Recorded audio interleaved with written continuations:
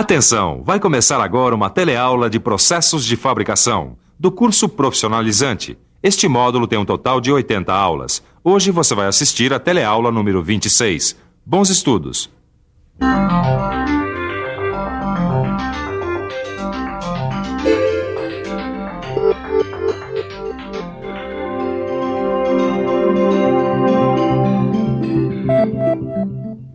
Na teleaula passada, você viu alguns processos de cortes feitos com tesouras manuais. Mas em qualquer tipo de processo de corte que você possa imaginar, vai acontecer o seguinte: o material cortado sempre vai apresentar algum sinal desse corte. Arestas, rebarbas, cantos vivos, que se não forem retirados, podem ocasionar algum acidente ou então prejudicar o alinhamento da peça. Bom, como resolver esse problema? É o que você vai ver na teleaula de hoje.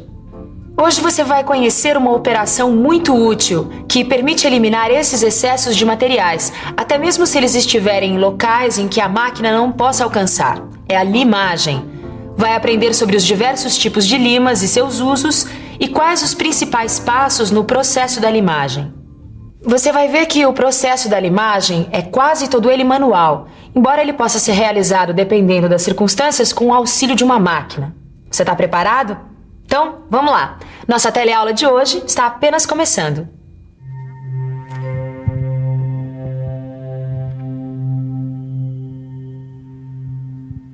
Ô, companheiro, explica pra gente o que você aconselharia a uma pessoa que fosse pegar essa lata? Teria que tomar cuidado ao pegar aqui, porque tem rebarbas e pode cortar o dedo, se machucar, né? Pois é. Olha só esses cantos afiados, essas rebarbas. Isso é o resultado de qualquer processo de corte. E no ramo da mecânica, isso é um problema sério. Qualquer empresa precisa contar com o auxílio de um bom profissional capacitado para retirar esses resultados indesejáveis de qualquer atividade de corte de uma peça. É claro que as máquinas ferramenta garantem qualidade e produtividade na fabricação de peças em grandes lotes. Mas existem circunstâncias em que as máquinas não são adequadas e aí se faz necessário um trabalho manual de ajustagem que depende muito da perícia de um profissional. É o caso da limagem, que usa uma que se chama lima. A lima é uma ferramenta fabricada, na maioria das vezes, com aço carbono temperado. Ela tem nas suas faces esses dentes cortantes aqui, que são chamados de picado. É com esses dentes que a lima realiza a operação de limagem, como essa que eu estou fazendo nessa peça aqui. Dá só uma olhada. Com a limagem, eu consigo retirar uma camada extra e indesejável de material. Agora, não é só pegar qualquer lima e ir limando, não. Como toda atividade, esta também tem os seus segredos e macetes, e é bom você aprender com cuidado. O primeiro deles é que existem vários tipos de lima para vários tipos de material. Olha só, tá vendo? Cada uma delas tem a sua função. Essa aqui é uma lima do tipo chata. Você vai utilizar uma lima como essa em superfícies planas, externas ou internas, com um ângulo reto ou obtuso. Essa aqui é uma lima redonda. Você vai utilizá-la em superfícies côncavas e pequenos raios.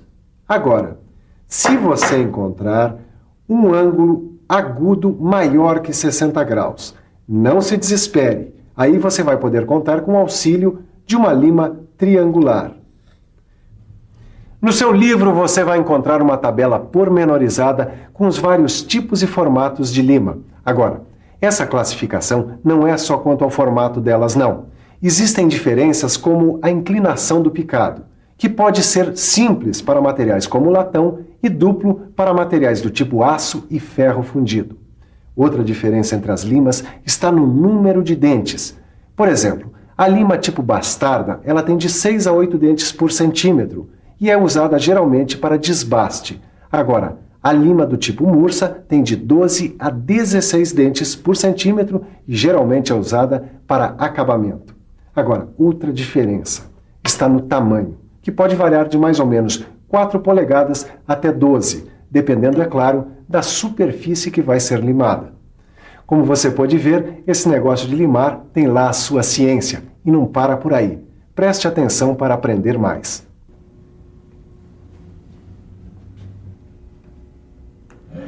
Peraí, Caio. Essa aí não é das limas novas? É sim, Silva, por quê? Como por quê, Caio? Já esqueceu? Ué, tô fazendo alguma coisa errada aqui? Claro que tá, né, Caio? Você tá usando uma lima nova numa peça fundida, ainda com areia do monte, rapaz. E é mesmo, Silva, agora que eu me lembrei. Vai desgastar muito rápido o picado. Mas pode deixar que eu vou trocar. Isso, arranja uma lima que já esteja bem gasta no corte de materiais macios como o latão e o bronze. Esse é um dos muitos cuidados que o profissional que trabalha com limagem deve ter.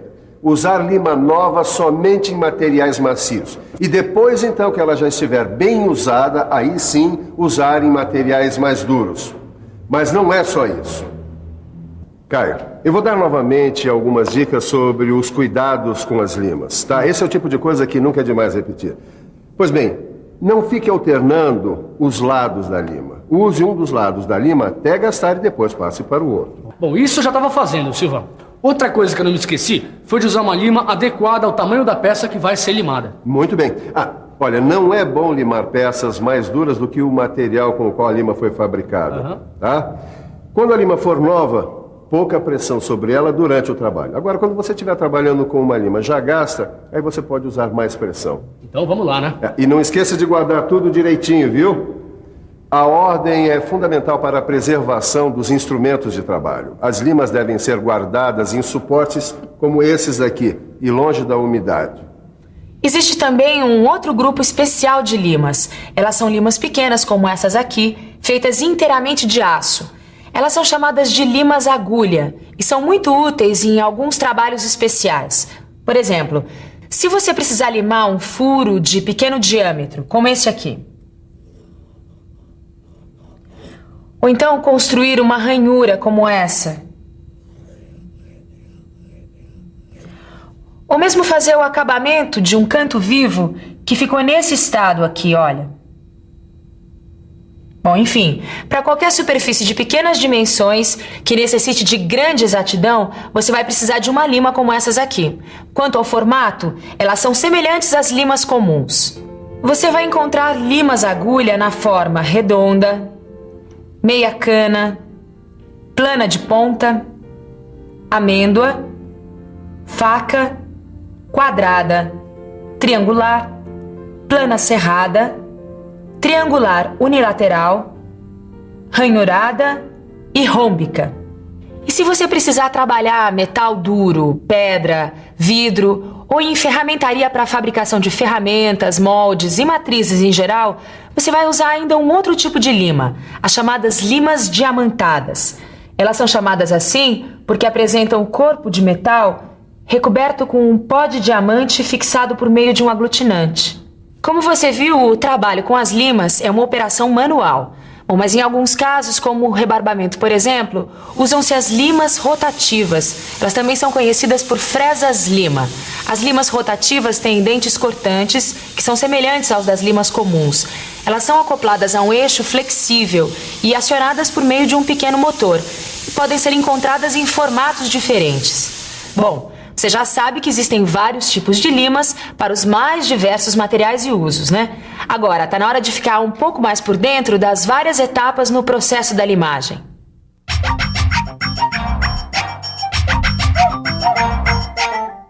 A limagem manual pode ser realizada por meio de várias operações. Você pode, por exemplo, ter de limar uma superfície plana. Esta operação vai produzir um plano com um grau de exatidão determinado por meio de réguas. É útil na reparação de máquinas e em diversos tipos de ajustes. A limagem de uma superfície plana paralela produz um plano paralelo cujo grau de exatidão é controlado com o auxílio de um instrumento como o paquímetro, o micrômetro ou o relógio comparador, e é empregada na confecção de matrizes, em montagens e ajustes diversos. Já a limagem de uma superfície plana em ângulo vai produzir uma superfície num ângulo reto, agudo ou obtuso, cuja exatidão tem de ser verificada através de esquadros. É utilizada para a confecção de guias de diversos ângulos, rabos de andorinhas, gabaritos e cunhas.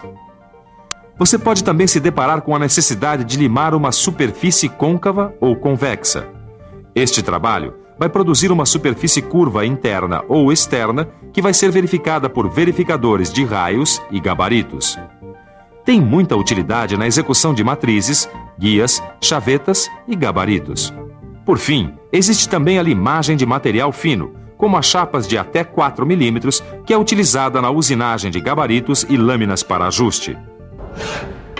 Tá bem interessante, viu, Caio? Vem dar uma olhada nesse trabalho de limagem feito aqui pelo Lauro. Para você que está se especializando, é muito importante observar o trabalho de alguém já com bastante prática. Tá, e o que vai ser feito aí, hein? Bom, ele está limando uma superfície plana que, dentre as operações feitas com lima, é a que apresenta menor grau de dificuldade. Mas o que importa é que, como as outras, ela deve ser feita com exatidão e consciência. E prevê a realização de diversas etapas, começando com a fixação da peça na morsa. Olha lá. A superfície a ser limada deve ficar na posição horizontal, alguns milímetros acima do mordente da morsa. E é preciso lembrar sempre de proteger as faces da peça que já estão acabadas, usinadas, prontinhas com a utilização de um mordente de proteção, que pode ser uma chapa de um material mais macio que o da peça fixada. Depois de colocado o mordente de proteção, é preciso escolher a lima. Certo. E no caso, como é uma superfície plana, deve ser uma lima chata. Esse é o melhor modo de se segurar a lima para verificar se o cabo está bem fixado. Depois, apoie a lima sobre a peça, observando a posição dos pés. Quando estiver limando, faça o trabalho através de passes sucessivos, cobrindo toda a superfície que vai ser limada e usando todo o comprimento da ferramenta. Em relação à superfície da peça, a lima pode correr de modo transversal, ou mesmo obliquamente em relação à superfície da peça. E a velocidade da limagem? Boa pergunta, Caio. A velocidade pode variar. Alguma coisa entre 30 a 60 golpes por minuto, certo? Mantendo sempre a uniformidade do movimento. E lembrando sempre de controlar a planeza da peça limada com o auxílio da régua de controle. Outra coisa importante de se lembrar: para evitar riscos na superfície limada, é usar uma escova ou raspador de cobre para limpar os cavacos presos aos dentes da lima. Então, Caio, alguma dúvida? Nenhuma, Silva. É sempre bom a gente ver um profissional experiente trabalhando. A gente aprende bastante, né? É sim, e tem sempre alguma coisa a mais para se aprender no ofício. O importante é a prática. Pois muito bem. Você sabe então agora que a operação de limagem é artesanal e o resultado vai depender da habilidade do profissional. E agora é hora de uma boa revisão. E atenção, se liga aí que é hora da revisão.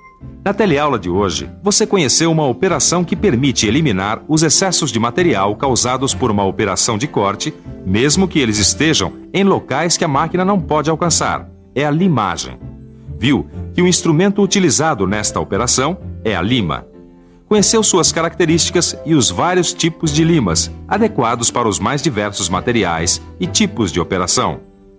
Aprendeu também que a limagem, como toda operação no mundo da mecânica, tem que seguir várias etapas para ser bem realizada, levando-se sempre em conta o cuidado com o material, a escolha adequada das ferramentas e dos instrumentos de trabalho. Na teleaula de hoje você aprendeu muita coisa sobre a limagem e constatou que o aumento da produtividade e a uniformização dos resultados é o grande desafio dessa atividade. Será que é possível vencer esse desafio?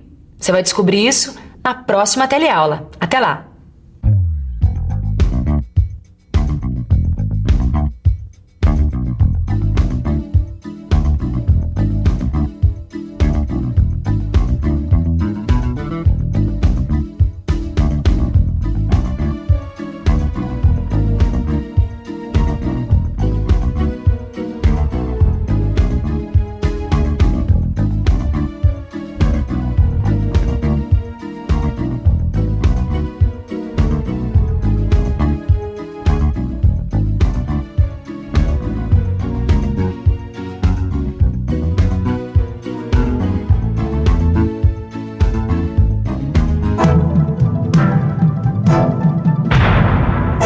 Telecurso 2000, um programa de educação do Sistema Fiesp e da Fundação Roberto Marinho.